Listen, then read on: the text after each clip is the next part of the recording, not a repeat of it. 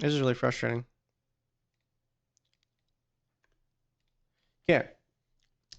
Let's say you are a controller player. What you do is you throw smokes to control for the team. Now, one fundamental thing that you can do to fuck up your team and be a detriment is cutting off space and info starving yourselves. What being info starved is where are they on the map? You never want to have this happen. You have info characters for a reason. You have Sova, you have KO, you have Sky, a bunch of bullshit. And so, if, like, for an example, one round, the Omen smoked top here. When we had a Sova who was holding it right here. He was holding short, he got smoked off. Now he's info starved at short, where he doesn't know if there's people behind it. They could walk up and pop. God bless if they fucking walk up and split on him. It's actually impossible to hold. Now, one thing that you can do is you haven't lost this control yet. So you will smoke where you haven't lost the control. They could be bottom short. They cannot be here. So why would you ever smoke here if they can't be there? You're literally cutting off info from yourselves and making it harder for yourself to hold. Like this, dude, running out of the smoke right here, impossible. Actually impossible. You need like a fucking Christmas miracle for that to happen. Okay? And so that's like a concept that you can use a lot with a controller player, any fucking controller player. But if you're smoking off your team, you are not being useful. I made sure that Kaide learned because she was playing controller. She does her shit really well. She knows when to do proper smokes. Same thing like bind. You go out B on attack, right? Okay. Let's just say we fucking exec on the site. We killed 3 people on site. I'm just gonna put some random people here. Where is it? Okay. I'm just gonna put some random people here. But, okay. We literally just like demolished 3 people here. Now, when we're throwing a spawn smoke, instead of smoking like this, which cuts off info of people can't be elbow right now. They literally can't be an elbow. So don't smoke like this, smoke like this. Now we can wrap elbow, and now people can play in the most fucking AIDS positions ever. Imagine coming out of this smoke and you're exposed to hookah, this,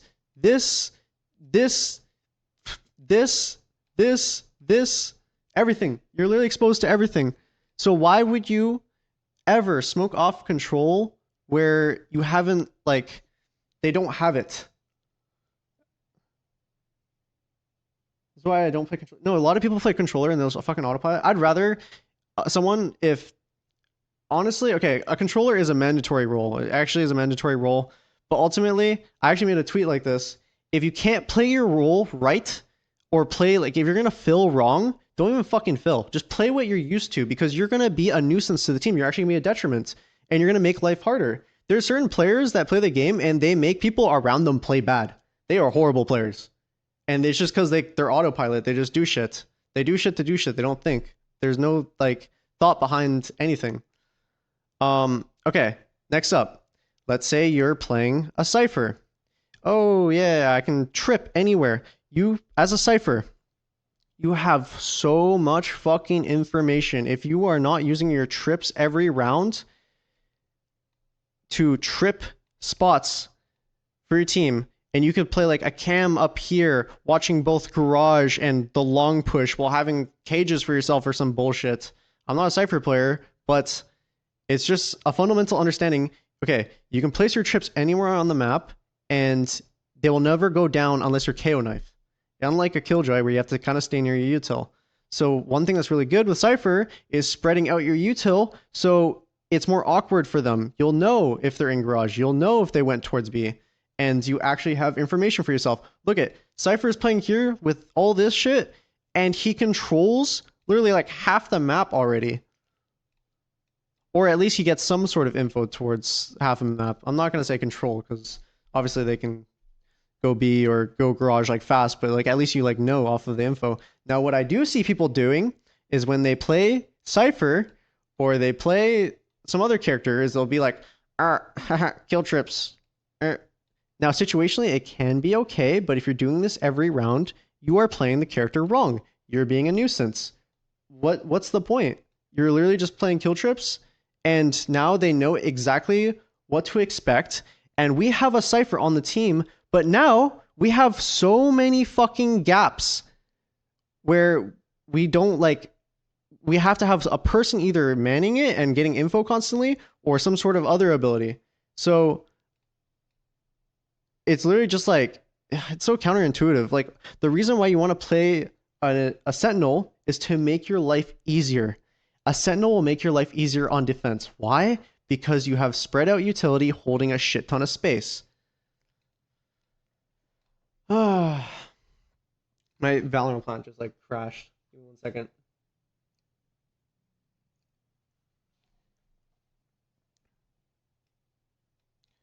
Okay.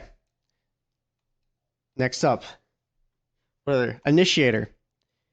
Initiator probably should be one of the most talkative players on the team. You should always be suggesting ideas. You should always be like getting information or setting people up. This is literally your whole role, is to flash for other people. Occasionally, I'd say KO is kind of like a pseudo duelist where he functions as like a phoenix, but also at the same time as like a normal flash initiator, like a breach or a sky. So I personally like playing him a lot. Now, if you're just throwing flashes to flash without like telling your teammates where they're going, when they're gonna pop, like if you listen to me play KO, I try to make a really, really, really easy time for people to understand where my flash is landing and when it's gonna pop. I will put this into perspective, right?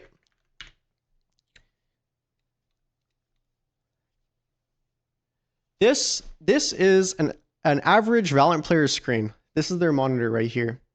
And right here, there's so much bullshit going on, and then there's like a fucking team flash coming in. And okay, this is like I'm talking about two things at the same time. You can do this for communication and or like your utility. If you're just throwing your utility, you are cluttering your teammate's screen, and they are not like able to fucking, they can't read your mind. They can't predict what you're gonna do. It's like, okay, I'm gonna draw two paintings here. Now let's say I am playing a KO. I'm like, okay, I'm going to flash for you. I'm going to, it's gonna pop in front of you. Look away. I say 1, 2, 3, flash, pop. Look at this. This is the fucking Mona Lisa right here. And then me just like throwing a flash, and I'm just like calming bullshit. Like one thing with, so this is like a two-part one, so I said once again, you can do the same thing for your initiator util. If you were telling people what to do, or people are, I mean, Duelists also can ask for the util, and it's really good. But, oh, you can't fucking see. Sorry. I didn't even notice. Yeah, Bob Ross would be proud, I know. So, you can do the same thing with comms. If you're just like cluttering up the comms and making life hard, the painting looks like this. It doesn't look like this. You can't register what's going on. This is art class? Kinda. Now, what else? I said initiator. I mean, same thing functions like for Sova. Okay, Sova. I'm playing Sova on this map. They somehow have, let's see.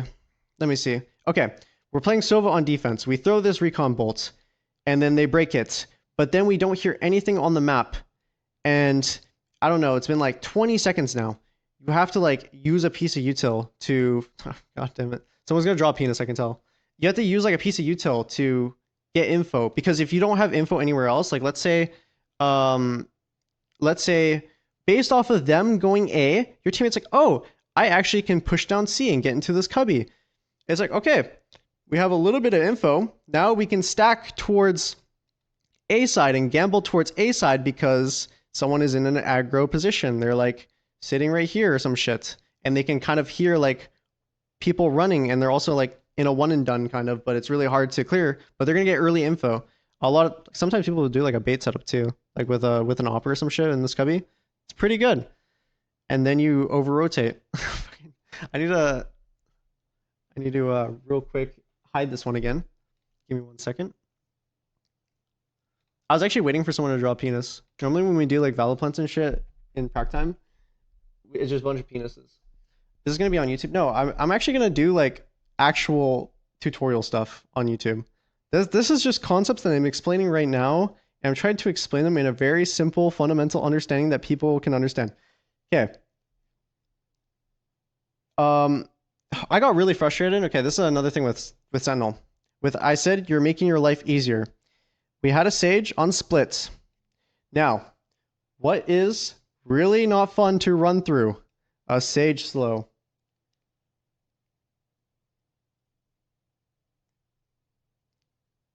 Now, you would slow mid based off of what they're doing.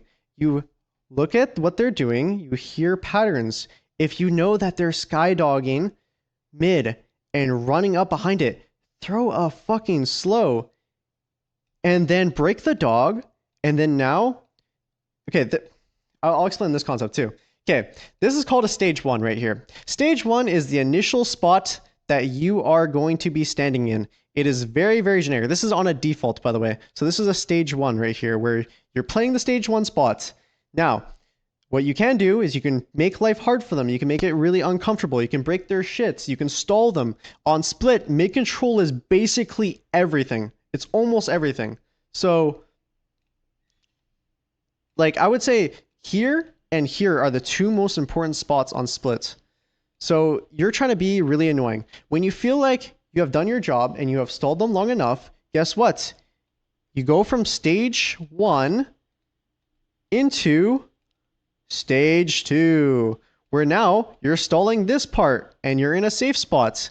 A lot of the time when I played Sage is, what is it? When there was like 50 seconds left on the clock or something, you can literally, where is it? Where is Sage? You can literally throw down a wall like this. I personally like this one the best. I think Fnatic was throwing this one. I don't remember who exactly.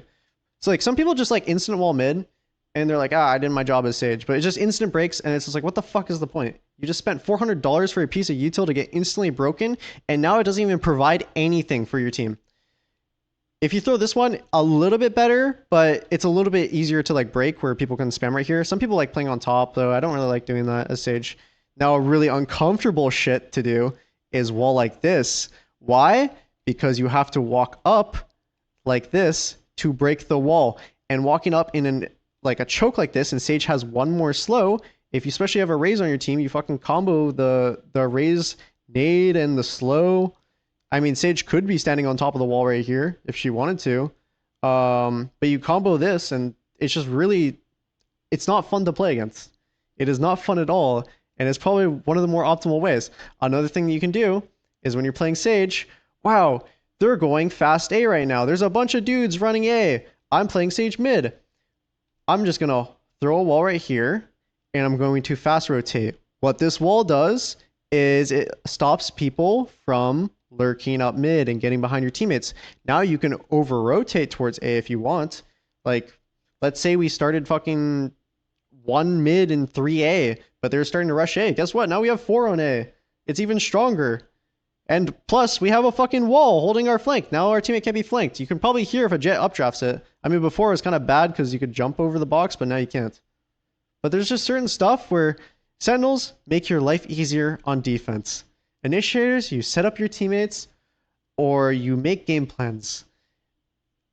I haven't talked about Duelists yet. Controller, I mean, controller is self-explanatory. You smoke off stuff, but just don't smoke off your teammates because you'll make their life hard. And that is not what you're supposed to do. You're supposed to limit the amount of angles that they can get peeked from, not completely fuck them over and make them out of position because of some shitty ass smoke. Okay. Now another thing I think is really shit that people do is people play duelist characters, and I'm just going to put all the duelist characters on the map right now. Okay.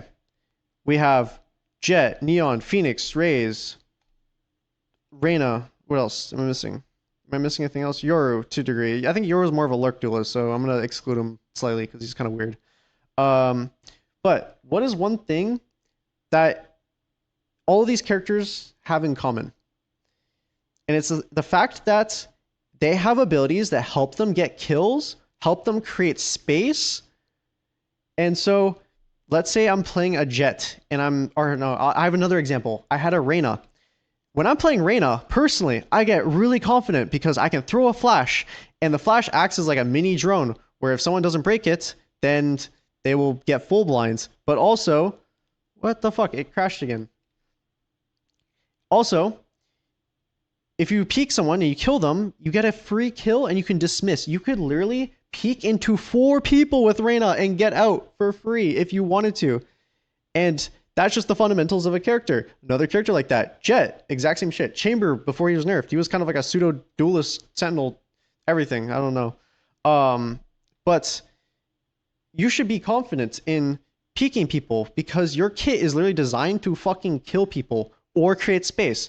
And man, this is so frustrating how it's like freezing. Okay, now I'm talking like, let's say a neon. A neon, for example. What can your character do as a neon? You can throw stuns to help you get space where your teammates can run behind you. You can fucking slide past angles.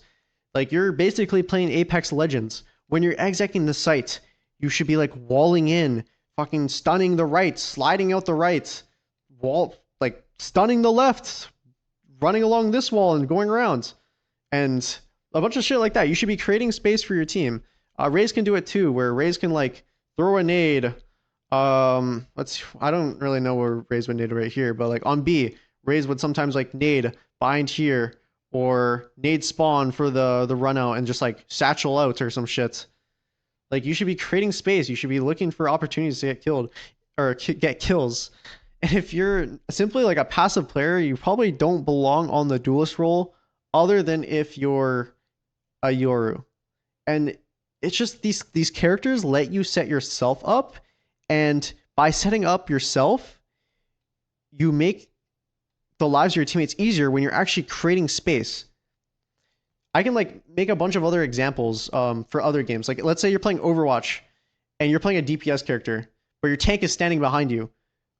How the fuck are you supposed to kill anybody when you have no space being created for you? You're playing League of Legends. You're playing ADC. Your tank is just fucking behind you again. Oh, guess what? You can't do anything because they just jump you. And it just feels really shit.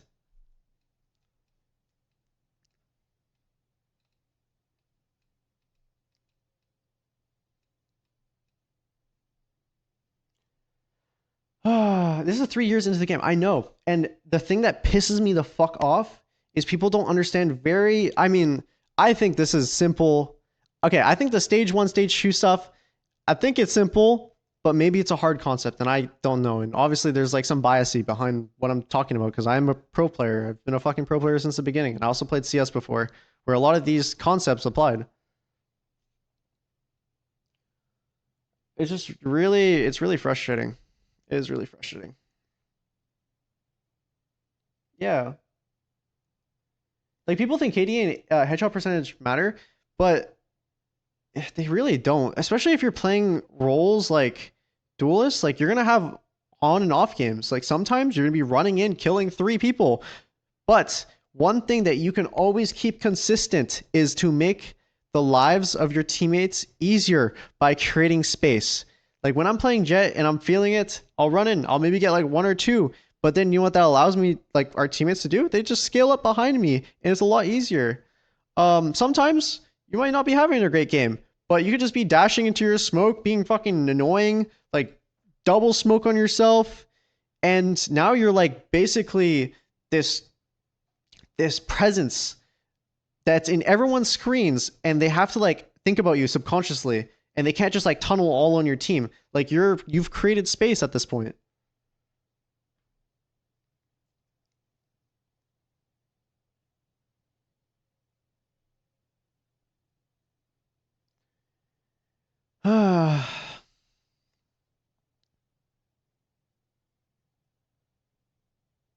What's your favorite duelist in Fracture? I think the best ones are these 3. I think on Fracture. I think like okay, going on tandem. Okay, look at this synergy, right? When I said that initiators are there to set up your teammates, this is what Optic used to do. They used to run KO and Breach as like a core 3.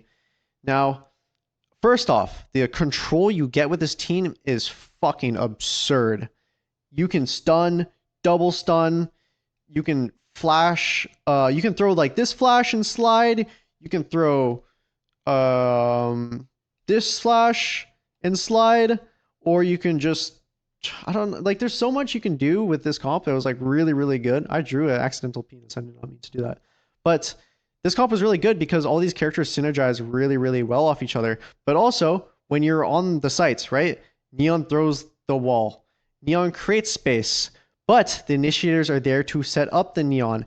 Neon says, okay, I want to run out the left of the wall or some shit. KO's like, okay, I'm going to run with you. I'm going to right click and we peek out together or some shit. There we go.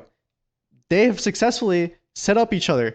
The Neon has made space and the KO has come up and helped both of them just flourish as players. Or, oh, I want to go out the right side. Breach. Okay, I'm going to flash through the wall. The one thing that was strong about this like this comp right here, this core 3, was the fact that if this wall was thrown, there was no safety net for when the flash would come out or where it could come from. It can come through a wall, it can come through the wall. Okay, sorry. It can come through the neon fire or it can come through a wall. Like the possibilities are endless with like this core 3. And that's why like you'd see like Victor just fucking popping off because he's creating space for his team, but his team's also setting him up and he's just owning with it.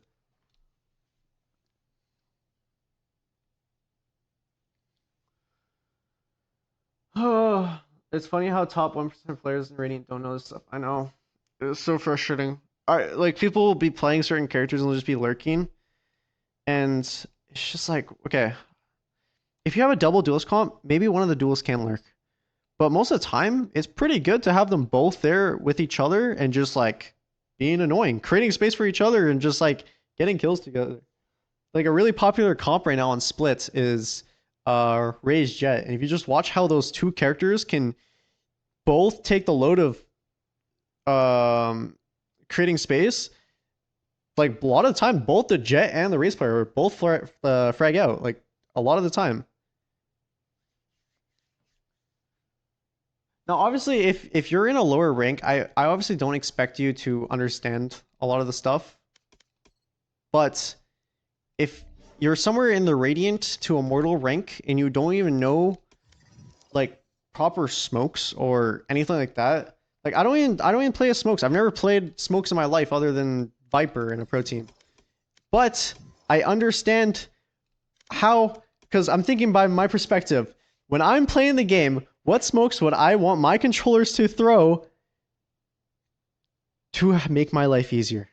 And you can use that concept for anything. When I'm playing KO, I'm always thinking, oh, I would love to like, if I was a duelist in this position, I would love to just get flashed here. I would offer the idea because I've been in that position or I put myself into the other person's shoes where I'm like, oh, I could set them up.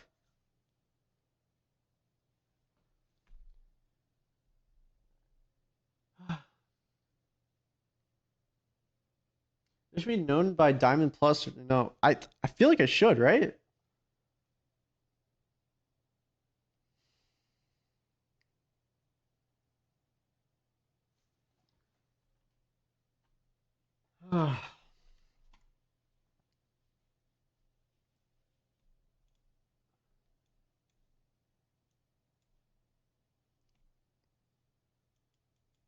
Understanding of timings.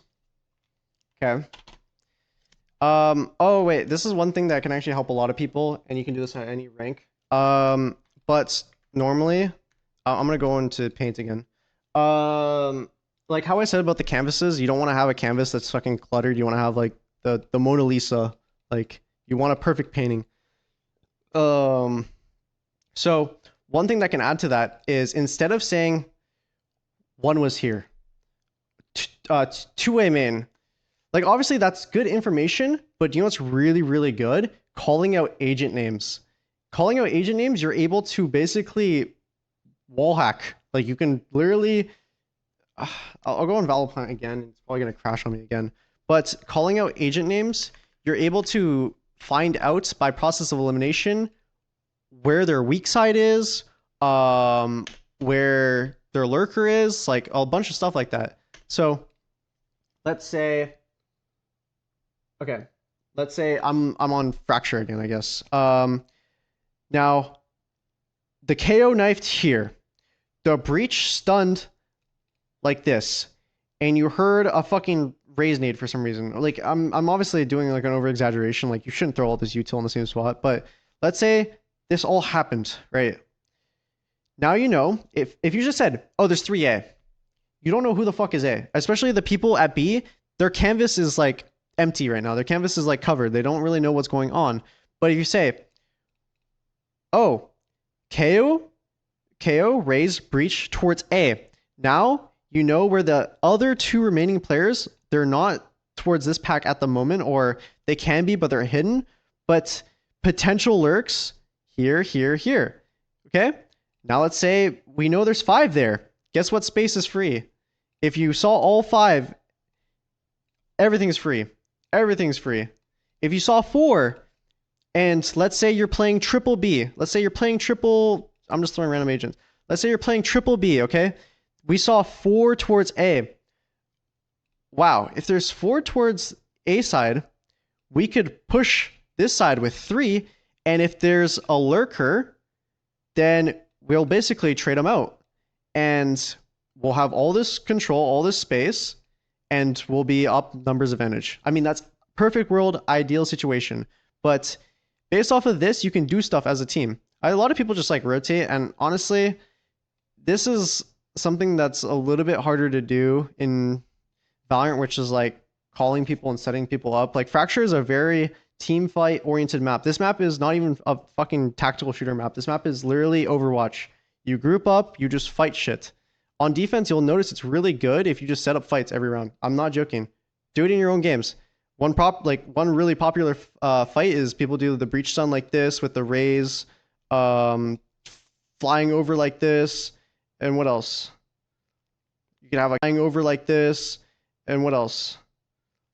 You could have a KO flash over here. You could have your smokes character and your sentinel like peeking this if you want. Like you crunch this side, you get the control. If there's people on this side, you will literally shit on them. You will literally shit on them. I shit you not. If you set up plays like this on Fracture, especially, like Fracture is a very like team fight oriented map. If you play static on Fracture, there's just too much to hold at the same time. Like when we were playing a Fracture game earlier, they were just basically walking every round, but we weren't controlling anything. So, like how I said with, okay, getting info starved. Info starved, I have no info. I don't know what the fuck's going on. I don't know what they're doing. That should never happen in a game. As soon as that's happening in a game, you are getting outplayed. Most likely, unless you get really lucky. Now, Fracture has 4 control points, and other maps have other control points as well. But you should be at least controlling one thing, right? Hopefully you're controlling one thing. Like, you could put a jet on a line right here. Now, okay, jet's on a line. We can play a weaker side towards A at the start. If they end up doing a dish pop, you don't even have to go back in sight and fight them. Just keep the space. If you keep the space, it's so good. You can say you have another teammate here too. But you keep the space, and now it just feels awkward for them. They took the site, and the spots that they don't have this, they don't have this, and they don't have this. Where can they play? It's like very, very uncomfortable. This is like where the, what is it called? Like as an attacker, just think about what's really annoying. Stop ignoring Yoru, bro. Yoru's an exception. I love Yoru. I think Yoru's my favorite character in the game right now. But I don't think he functions the same as regular Duelist at the moment. I think he's like, he can lurk because the thing that's really strong about him is, oh, similar to Old Chamber. How people used to play Old Chamber was they would set up the chamber, and the chamber would basically play on an island and get out every single time. It's kind of like that. You like deposit your chamber, and your chamber can just peek whatever and just get out. Let me see what maps were really popular with this. What is it? Wait, what map am I missing? Let's say bind, for instance. On bind attack, like a lot of people, they would send their shit up B. Like let's say, I mean, Let's say you just throw a Harbor Cove with this, with like a Skydog. Skydog coming up here, and then the chamber gets set up. Before, the chamber would have like 2 pylons right here, where he could basically get out no matter what. If they try to regain the space, but with util, you break the util. Now they don't know. They don't know if how many people are there. They just saw the chamber, and that's it. Or they tried to walk clear it, and you just kill them. Or there's too much util, and you know there's like 3 or 4 B that are fighting you. You just fucking TP away. And so the same thing with Yoru. You can kind of deposit Yoru in a similar fashion where Yoru can be on an extremity of a map, but he can instantly like regroup back to the pack. Oh yeah, Breeze Chamber was really good pre-nerf. I agree with that actually. Breeze Chamber was really good pre-nerf.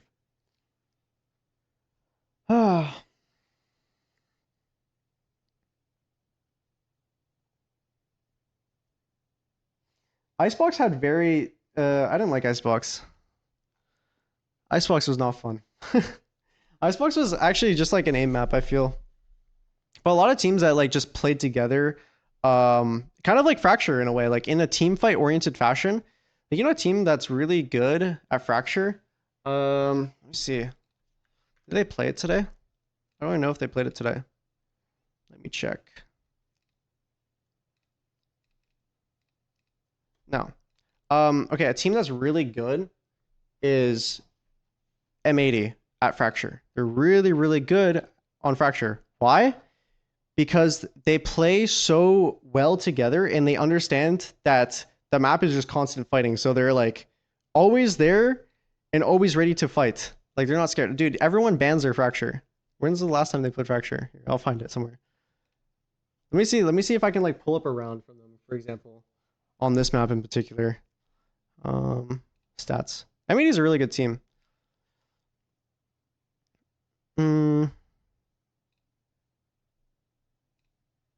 Okay, they actually lost against TSM for one map, but that's unfortunate. We actually lost against TSM on Fracture 2. Let's see. I will try to pull up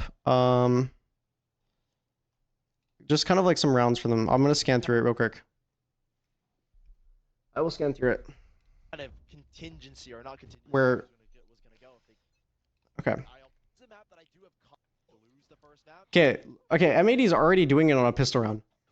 But look at, they said, fuck A main, fuck B, we're killing this lurker right here. There's 3 people arcade side, and there's 2 people pushing dish. And a lot of time, like, it's like, you can kill the lurk, or if you catch the pack, you can just, it's basically a brawl at that point. But you have your utils like sending in, and like M80 is really good at grouping up and like deathballing and playing really well with each other. Let me just try to find, did they lose the round? Okay, another thing, on anti-eco rounds, you will never win the round playing standard. If everyone is spreading out on a default, you will never win the round. Miracles do happen. I've seen it before, but for the most part, you shouldn't win the round. Look at what they're doing. They're just stacking all towards this side. They already see that they're down an advantage because they lost pistol round. They don't have that great guns. They don't have that great utility, so they're just all gonna fucking deathball and be annoying.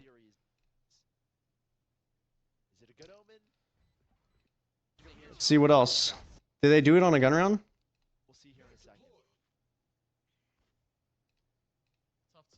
Let's see what the rotates are. Okay. You see these 2 players right here? They have so much control right here at A main. Do you know what that means? The breach can freely rotate towards B because you know that they're not in A main. They could be outside A main, but they're not in A main. If they try to fight it, your teammates will probably just frag out.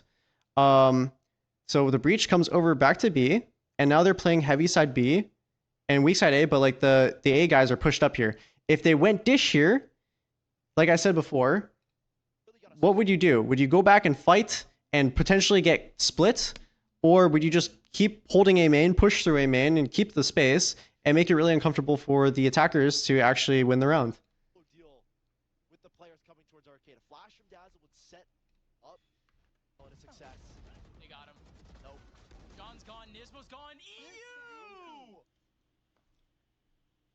Oh yeah. I want to see another team fight map. Oh, another thing. All alts can act as like a second economy, by the way.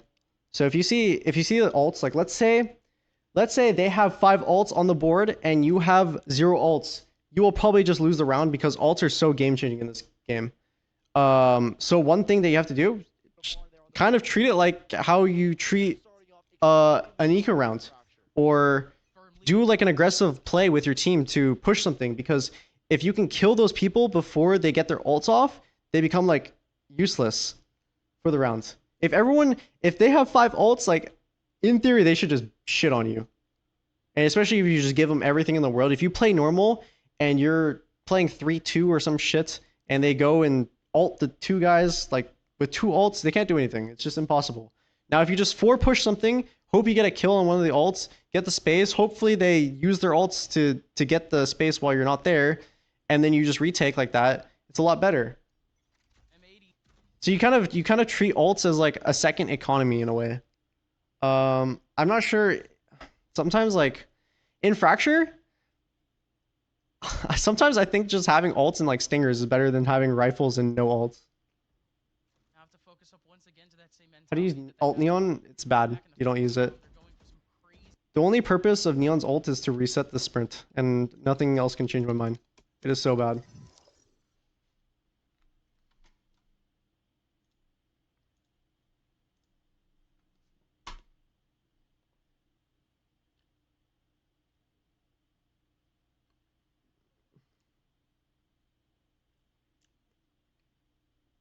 Can you elaborate the second economy?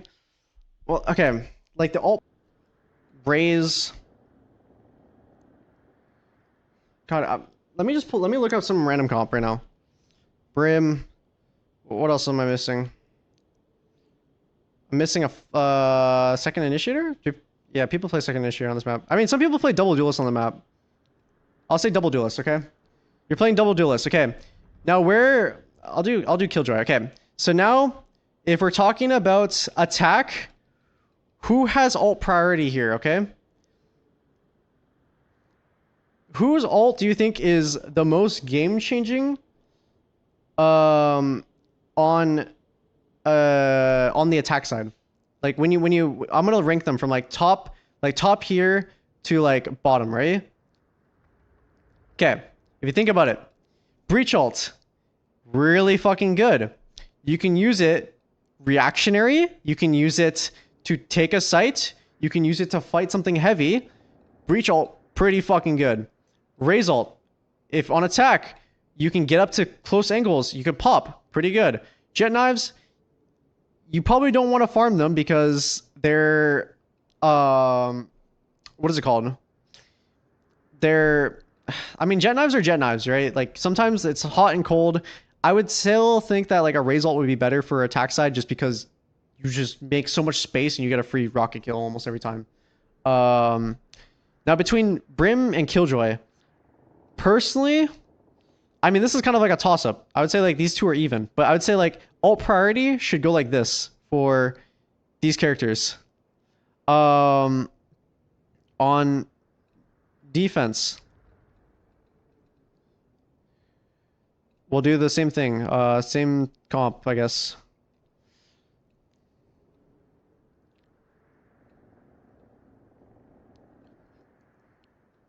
Oh, not Jet. There's a Jet. Who the fuck? Oh, I hit 2 killjoys, that's why. Okay. Now, think about defense. Okay. First off, if you have a killjoy ult, do you know what that means? You can play retake.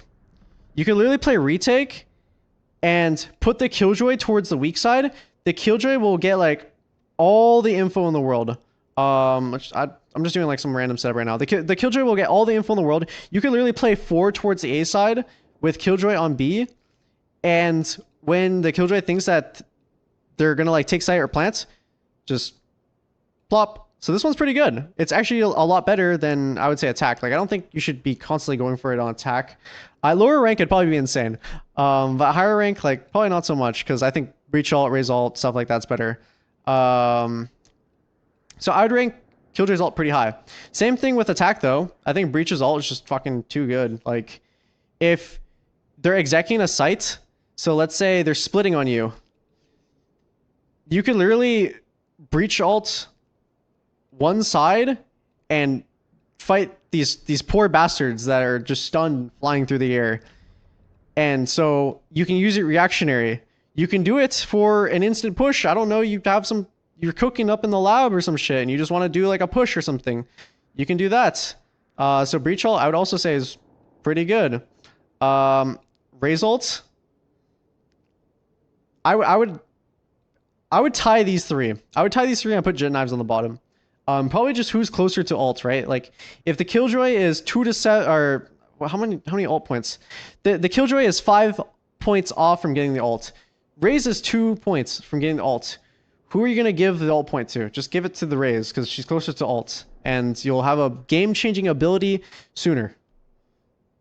Stop looking at strat. This is literally not. It's just common basic Valorant. That's all it is. It's just ult economy. That's all it is.